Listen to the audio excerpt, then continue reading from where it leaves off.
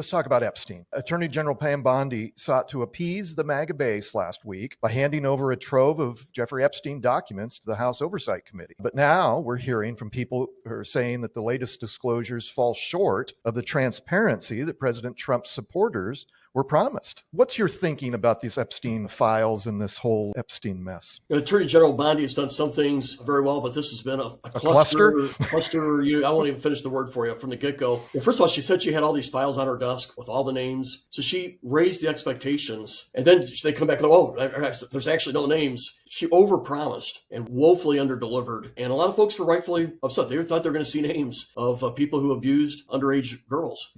I'm for just hand it all over and make it all transparent. I know there's some concerns that maybe there's some victims and their names. Maybe we could black out the names of the victims. I frankly think there's probably not a lot of embarrassing data in there, because if there had been data on Trump, it would have been released by Biden. If there was a lot of data on, say, Clinton, it would have been leaked by now by this administration. I think it should be totally opened up. Give it to the media, give it to Congress, and let's move on. What is being forgotten are those victims, those young children, those girls who were victimized, maybe dozens and dozens and dozens of them, and some have spoken out now. I go back to the campaign, and there was a fairly significant slice of voters who were attracted to Donald Trump because he was going to expose the deep state. All of this was going to be finally open to transparency, and that's what he promised, and a lot of people supported that. And so now for him and his attorney general to just deny all of that, it seems like they're living in a different world. You know, the FBI director currently and the deputy director for the FBI both dwelled on this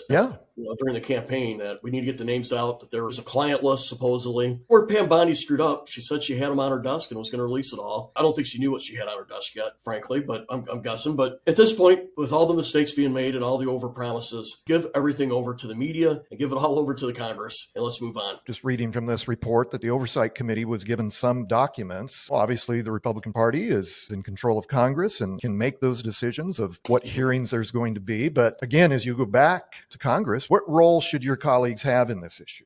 Well, there is oversight, and there's oversight. What happened to the criminal that when he committed suicide? There should be oversight. Why did the jail let that happen? They knew he was suicidal. So there's oversight responsibilities here. Obviously, we don't prosecute. If there's data there, that's why they had a grand jury to see if there was anybody else that could prosecute. So I don't think the House or the Senate can impede on the judicial system per se. But I think in this case, it's about having transparency. Yeah. And I think Congress, if they get it, they should release it. Or if I was the president, I would just release everything and protect the victims.